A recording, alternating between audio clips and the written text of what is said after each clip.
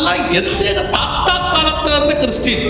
உங்க தாத்தா காலத்துல இருந்து கிறிஸ்டினா இருங்க, ஆனா நீங்க ரட்சிக்கப்பட்டிருக்கீங்களான்றதுதான் இங்க முக்கியம். கொஞ்சம் பேர் கேட்பாங்க, ஏங்க ஞானசானம் கண்டிப்பா அவசியமா, இல்லாம போக முடியாதா, கல்ல ஞானசானம் எடுக்கலையா அப்படின்னு கேட்பாங்க. இப்போ உங்க ரோல் மாடல் கல்லனா இயேசுநாதரா?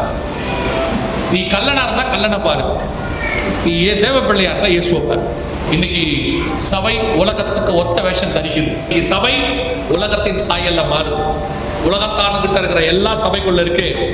அரசியல் இருக்கு, சினிமா நடிகை இருக்கிற கவர்ச்சி இருக்கு, ஆட்டம் பாட்டம் சினிமா நடிகை கிட்ட இருக்கிற கவர்ச்சி, அங்க இருக்கக்கூடிய பணத்தாசை பொருளாசை அத்தனையும் சபைக்குள்ள இருக்கு.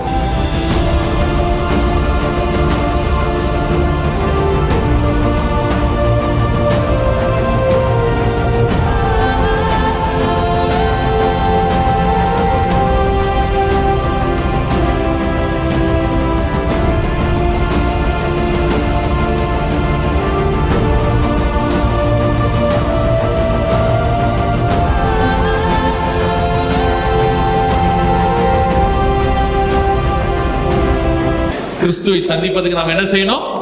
ஆயத்தப்படணும். ஆயத்தப்படுறதுனா என்ன? அதை மாத்திரம் சொல்லிட்டு முடிக்கிறேன். ஆயத்தப்படுறதுனா என்ன அப்படின்னா, முதலாவதாக இயேசு கிறிஸ்துவின் ரத்தத்தினாலே பாவ மன்னிப்பின் நிச்சயத்துக்கு என்று ஒப்பு கொடுக்கும். ஃபர்ஸ்ட் இந்த வருகையில போறது, அவரோடு கூட பரலோகத்தில் பிரவேசிக்கிறது, இது அத்தனைக்கும் ஒரே ஒரு வழிதான் இருக்கு. இயேசுவின் ரத்தத்தாலே கழுவப்படும்.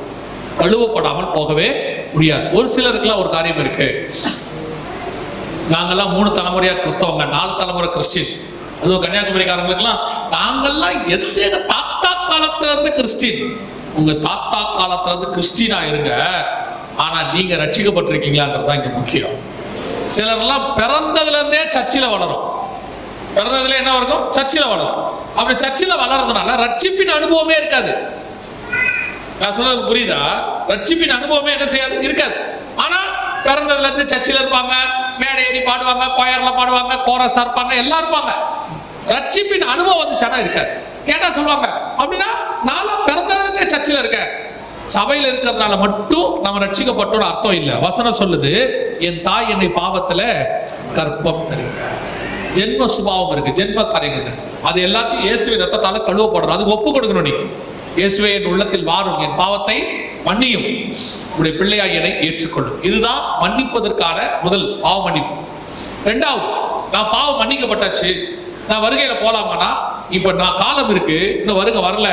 அதனால ஆண்டவர் இன்னொன்று சொல்லி இருக்கிறாரு, ஒருவன் ஜலத்தினாலும் ஆவியினாலும் பிறவாவிடில் பரலோகத்தில் பிரவேசிக்க முடியாது. சோ தண்ணியில மூழ்கி ஞானஸ்நானம் எடுக்கணும். பிதா குமாரன் பரிசுத்தாவின் நாமத்தினாலே தண்ணீர்ல மூழ்கி ஞானஸ்நானம் எடுக்கணும். இல்லாவிட்டால் வருகையில போக முடியாது. கொஞ்சம் பேர் கேட்பாங்க, ஏங்க ஞானஸ்நானம் கண்டிப்பா அவசியமா, இல்லாம போக முடியாதா, கல்ல ஞானஸ்நானம் எடுக்கலையா அப்படின்னு கேட்பாங்க. கல்ல ஞானஸ்நானம் எடுக்கல, நம்ம எல்லாருக்கும் தெரியும். அப்ப அவன் பரதீசி போலையா? பரதீசி தான் போனான், பரலோகத்துக்கு போல. அந்த கல்லனுக்கு அன்னைக்கு வாய்ப்பு இல்லை. அவன் சிலுவையில தொங்கிட்டு இருக்கிறான், ஆனா அவன் விசுவாசிக்கிறான், சுவிசேஷம் சொல்றான். கூட இருக்கிறவனுக்கு வருகையை விசுவாசிக்கிறான். அவர் பாவின்னு உணர்றான், இவர் தேவகுமாரன் சொல்றான். அவ்வளவு செஞ்சுட்டான். அவனுக்கு ஞானஸ்நானம் எடுக்க வழி இல்லை, அவ்வளவுதான். ஆனா உங்களுக்கு எனக்கு வழி இருக்கு. கீழ்ப்படிதல் என்னன்னா, கர்த்தர் சொல்லியும் செய்யாம இருக்கிறது. வாய்ப்பு இருக்குது, ஆனா நீங்க செய்யல அப்படின்னா அது பேர் கீழ்ப்படியாமை. கர்த்தர் சொன்னாரு, செய்ய வாய்ப்பு இல்லை, அப்ப கீழ்ப்படியாமை கிடையாது. இன்னைக்கு ஒரு பெரிய கூட்டம் உட்கார்ந்து இருக்குது, கல்லை எடுத்தானா கல்லை எடுத்தானான்னு சொல்லி. கல்லை எடுக்கல, ஆனா இயேசுநாதர் எடுத்தாரு. எடுத்தாரா இல்லையா? இப்போ உங்க ரோல் மாடல் கல்லனா இயேசுநாதரா? நீ கல்லனா இருந்தா கல்லனை பாரு, நீ தேவ பிள்ளையா இருந்தா இயேசுவை பாரு. இயேசு கிறிஸ்து தண்ணியில மூழ்கி ஞானஸ்நானம் எடுத்தார், நீங்கள் கண்டிப்பாக எடுக்க வேண்டும். மூன்றாவது, எபேசியர் 4:30 சொல்லுது, மீட்கப்படும் நாளுக்கென்று முத்திரையான பரிசுத்த ஆவியை துக்கப்படுத்தாதிருக்க. கண்டிப்பா பரிசுத்தாவின் அபிஷேகத்தை பெற்றிருக்க வேண்டும். நிறைய பேர் கேட்கிறாங்க, ரட்சிக்கப்பட்ட உடனே ஆவியானவர் வந்துடுறாரே, அவர் தானே சபைக்குள்ள நம்மளை கொண்டு வந்தார். உண்மை, ஆவியானவர் சபைக்குள்ள கொண்டு வந்தார், ஆனா உங்களுக்குள்ள இல்லை.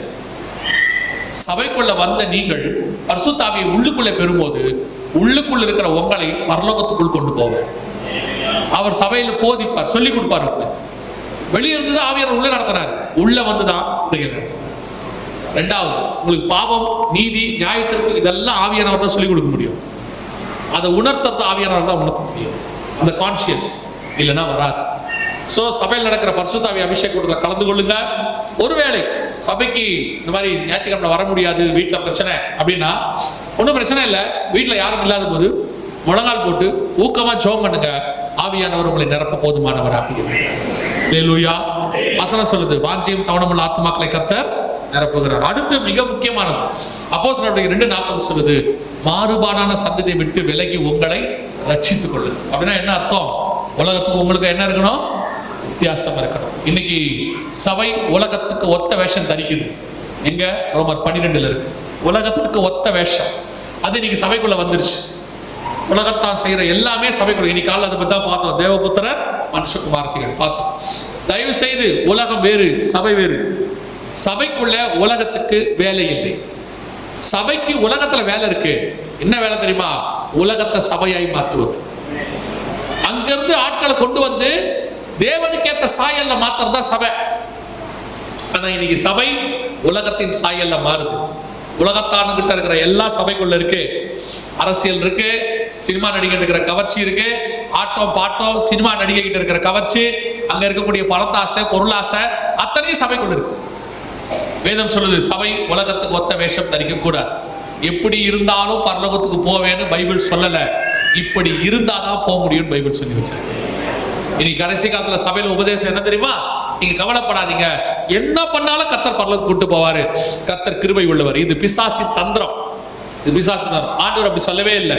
வசனம் தெளிவா சொல்லுது, நித்திய ஜீவனில் பிரவேசிப்பது அரிதான காரியம். அது மனுஷனால் கூடாது, தேவனால் எல்லாம் கூடும். நித்திய ஜீவனை சுதந்திரிக்கணும்னா அவனவன் தன் சிலுவை எடுத்துக்கொண்டு என்னை பின்பற்றி வர கடவுள். எனவே இந்த நாள் ரொம்ப முக்கியம். இயேசு கிறிஸ்து சீக்கிரம் வரப்போகிறார். காலம் மிக சமீபம். ஆண்டவர் சொன்ன அத்தனை தீர்க்கதரிசனம் நிறைவேறிடுச்சு. இனி ஒண்ணுதான் நடக்க வேண்டியிருக்கு, கர்த்தருடைய வருகை. அல்லேலூயா. அதற்கு நீங்கள் நானும் ஆயத்தப்பட வேண்டிய இடத்துக்கு வந்துட்டோம். நம்முடைய ராஜா வருகிற காலம் மிக சமீபம் ஆயிடுச்சு. அல்லேலூயா. நாம் ஜெபிக்க போகிறோம். வேந்திரிக்கலாமா? நாம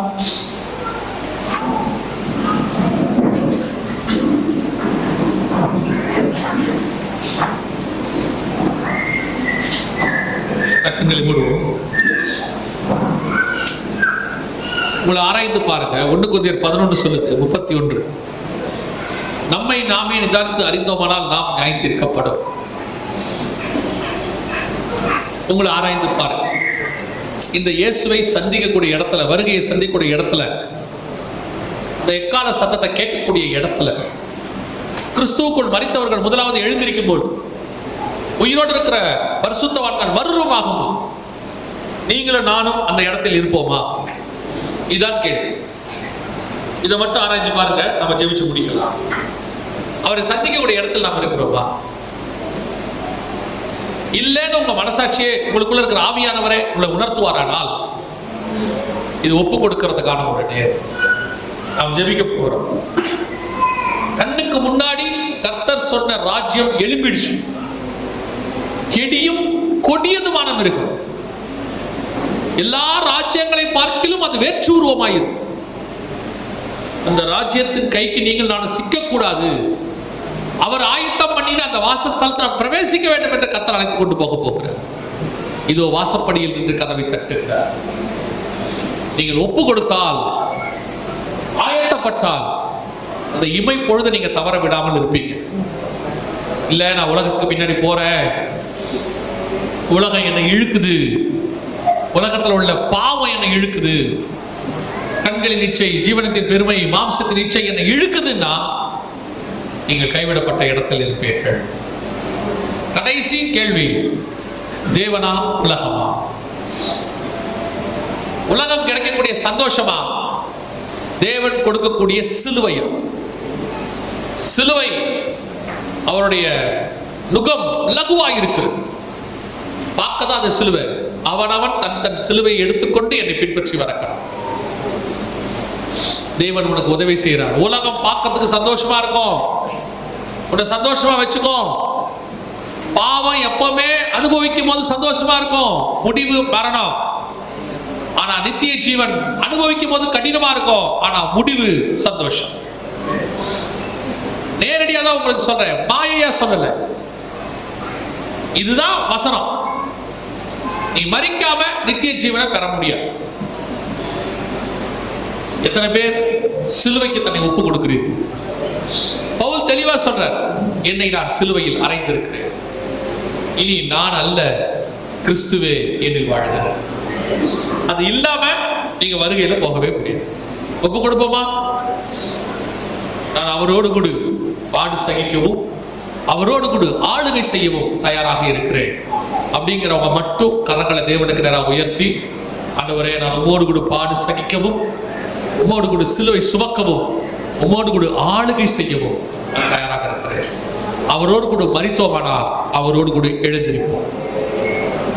ஒப்பு கொடுப்போமா? நல்ல தகப்பனே, சர்வ வல்லமை உள்ள எங்கள் ஆண்டவரே, முதல் நாளுக்காக உமக்கு நன்றி. கிருபையுள்ள கர்த்தரை தாழ்த்துகிறோம். தேவனாகிய கர்த்தர் கொடுத்த சந்தர்ப்பத்திற்காக ஸ்தோத்திரம். அப்பா, நீர் வரும்பொழுது உங்களுடைய ராஜ்ய பாரத்துல நாங்கள் காணப்பட இப்பொழுதே எங்களை முழுவதுமாய் ஒப்பு கொடுக்கிறோம் ஆண்டவரே. ஒப்பு கொடுப்போமா? ஒப்பு கொடுக்கிறோம் ஆண்டவரே.